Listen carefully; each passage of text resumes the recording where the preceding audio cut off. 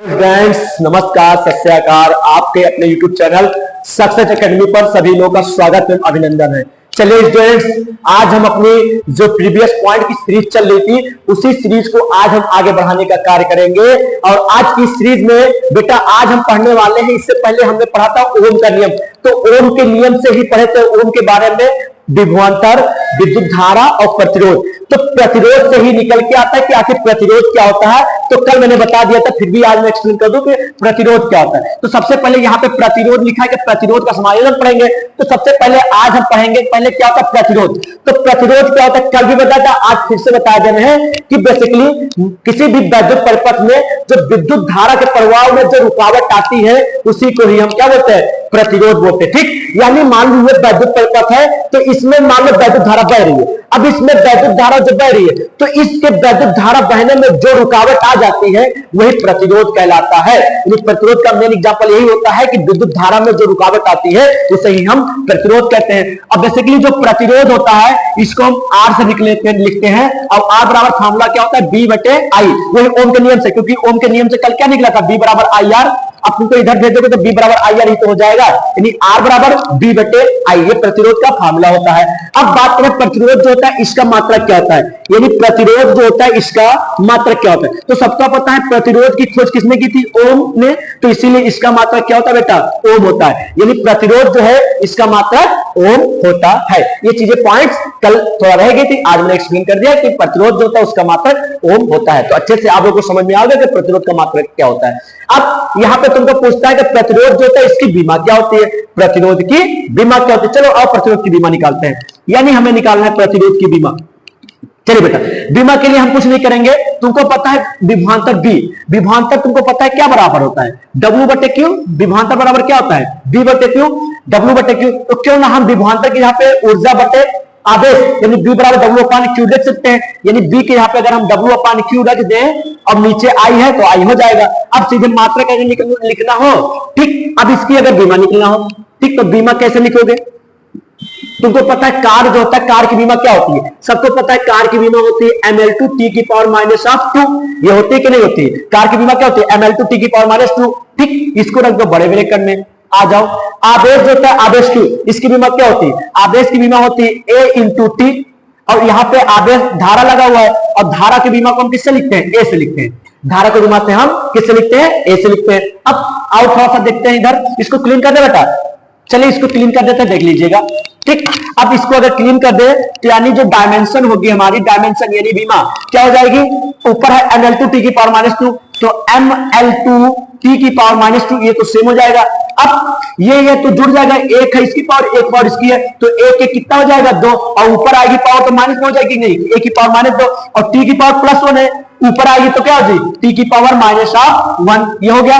अब तुमको पता है ये चीजें गुणे में है तो गुणे में घातांक क्या होती है बेटा, जुड़ी जाती है, तो क्या हो जाएगा m l की पावर 2 t की पावर -1 और t की पावर -2 और t की पावर -1, तो -2 और -1 कितना हो जाएगा, -3, इन t की पावर -3 और a की पावर -2। ये प्रतिरोध की बीमा होती है, क्या होती है ml2 t की पावर -3 a की पावर -2। तो ये क्या होगी हमारी रेजिस्टेंस, जो प्रतिरोध होता है उसकी होगी डायमेंशन यानी कि बीमा। और ये हो गया क्या हमारा मात्रक, यानी प्रतिरोध का मात्रक क्या होता है ओम। अब फार्मूला लिख दिया तो r बराबर b बटे आई, ये फार्मूला होता है। यानी यही चीजें हैं कि प्रतिरोध के बारे में। तो ये सभी चीजों को देख लो और रोया ना करो, नहीं आए सबको समझा करो, क्योंकि समझने से आती है, ऐसा कोई काम नहीं बेटा जो समझने से ना आए। आप लगे रहिए, एक ना एक दिन तो आएगी वो चीजें। ठीक, चलिए, तो ये हो गई हमारी क्या प्रतिरोध के बारे में। अब इसी प्रतिरोध को हम कैसे कैसे जोड़ेंगे। मान लो मेरा घर बना हुआ है, घरों में पंखे जल रहे हैं, लाइट जल रही है, बिजली जल रही है, तो उसमें प्रतिरोध लगता है कि नहीं। तो उन प्रतिरोध को कैसे जोड़ेंगे कि हाँ हमारे घर में कितना प्रतिरोध लगा हुआ है। तो प्रतिरोध को हम जोड़ेंगे तो उसी को बोलते हैं प्रतिरोधों का समायोजन, यानी प्रतिरोधों का समायोजन। समायोजन मतलब होता है जोड़ना, समायोजित करना मतलब दो चीजों को आपस में मिलाना। ये प्रतिरोधों को हम कैसे मिलाएंगे, ठीक, तो इसको पहले हम क्लीन करते हैं। सब लोग स्क्रीनशॉट ले सकते हो जिसको लेना हो। ठीक, चलिए अब हम चालू करेंगे प्रतिरोधों का समायोजन। क्या चालू करेंगे बेटा, प्रतिरोधों का समायोजन। प्रतिरोधों का समायोजन। समायोजन मतलब होता है बेसिकली दो चीजों को आपस में मिलाना, यानी बहुत सारी चीजों को आपस में मिलाना, यानी हम प्रतिरोधों को अलग अलग पार्टों से मिलाएंगे। तो बेसिकली प्रतिरोध जो होता है इसका हम समायोजन दो प्रकार से करते हैं। कितने प्रकार से? दो प्रकार से। एक होता है हमारा श्रेणी क्रम समायोजन। ये क्या होता है? श्रेणी क्रम समायोजन, श्रेणी क्रम समायोजन, सीरीज कॉम्बिनेशन। और ये क्या होता है? समांतर समायोजन, समांतर क्रम समायोजन, यानी कि पैरेलल कॉम्बिनेशन। एक पैरेलल कॉम्बिनेशन करते हैं, एक सीरीज में कॉम्बिनेशन करते हैं, ठीक। यानी एक श्रेणी क्रम समायोजन, एक समांतर क्रम समायोजन। अब श्रेणी क्रम में कैसे जोड़ेंगे? मान लो बेटा कोई प्रतिरोध लगा, श्रेणी मतलब एक रेखा में हो, श्रेणी मतलब एक ही श्रेणी रेखा में हो, उससे बोलते हैं ना एक श्रेणी में आ जाओ, यानी एक रेखा में आ जाओ। यानी श्रेणी क्या होता है? जैसे मान लो एक पहला प्रतिरोध है ये R1, एक दूसरा प्रतिरोध यहीं पे लगा हुआ है R2, एक तीसरा प्रतिरोध यहीं पे लगा हुआ है R3, ठीक। अब देखो इसको मान लो एक बैटरी से 20 वोल्ट की बैटरी से क्या कर दिया गया बेटा? जोड़ दिया गया है, जोड़ देते हैं हम।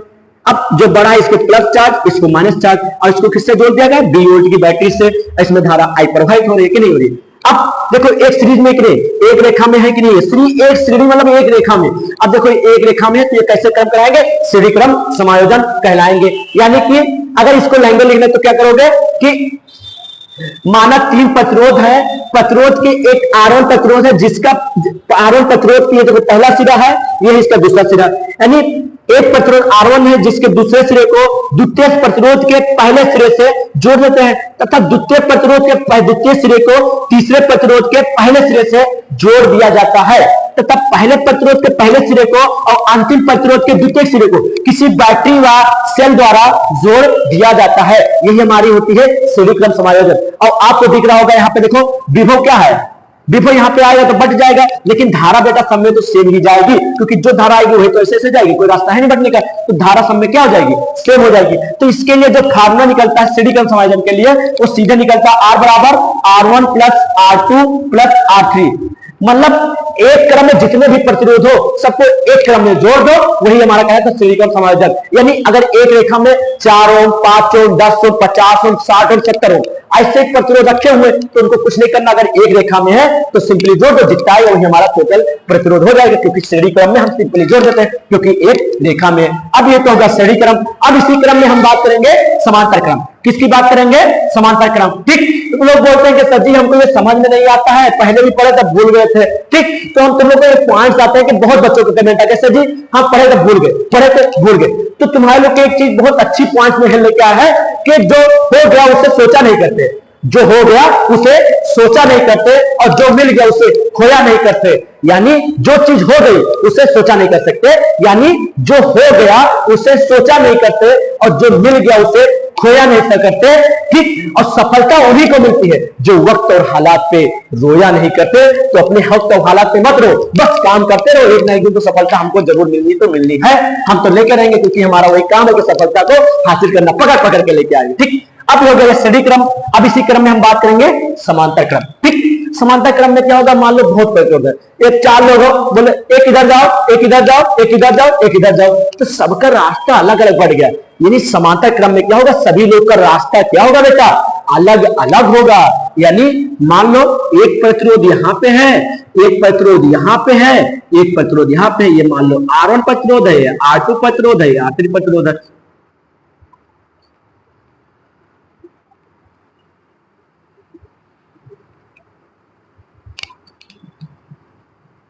देखो इधर, यानी कि देखो यहां से मान लो एक R1 प्रतिरोध इधर जा रहा है, एक R2 प्रतिरोध इधर जा रहा है, एक R3 प्रतिरोध अलग जा रहा है। देखो सबका रास्ता अलग अलग है कि नहीं, ठीक। लेकिन निकल कहां रहे? एक ही जगह पे निकल, इन सबका रास्ता अलग अलग है, यानी इनके प्रतिरोध आपस में बिखरे हुए, तो ये कहेंगे समांतर क्रम में। और एक दूसरे के देखो पैरेलल में, समांतर में, ठीक है।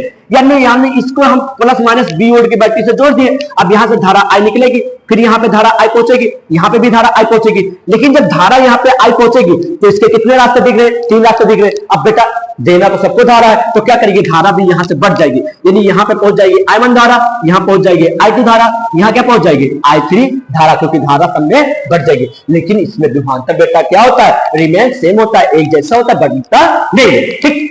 अगर इसका लैंग्वेज लिखना है समांतर क्रम समायोजन का, तो लैंग्वेज में बोले जा रहा हूं, आपको लिखना है तो स्टॉप करके लिख लीजिएगा, ठीक। यानी कि माना तीन प्रतिरोध R1, R2 व R3 है।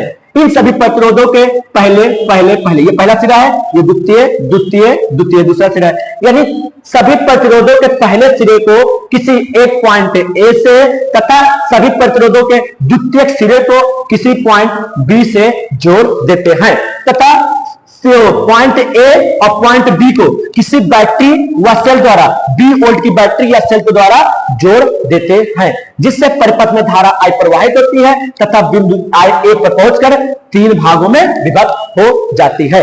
जब इसके द्वारा हम फार्मूले का डेरिवेशन करते हैं तो क्या आता बेटा, फार्मूला कहां लिख दे, चलिए यहां लिख देते हैं। जो इसके समांतर क्रम में फार्मूला होता है कि 1/R बराबर 1/R1 plus 1/R2 plus 1/R3, यानी अगर समांतर क्रम समायोजन में प्रतिरोध लगे हुए हैं तो उनको बस अपॉन में करके सिंपली जोड़ दिए। अगर आपको इसका डेरिवेशन चाहिए कि मैं कैसे करूं तो आप कमेंट में बताइएगा, तो नेक्स्ट वीडियो में मैं इसका वो बता दूंगा कि कहां से आया है। अभी बताएंगे तो वीडियो बहुत लंबा हो जाएगा, तो इसके लिए बस ये शॉर्टिंग में जानिए कि हाँ 1/R बराबर 1/R1 plus 1/R2 plus 1/R3, ये चीजें देख लीजिएगा, ठीक। और अगर आपको चाहिए कि हाँ सर जी हमको पता करना है कहां से है ये चीज आ रही है, तो आप कमेंट में बताइएगा, मैं वीडियो बना दूंगा बेफिक्र होकर, ठीक।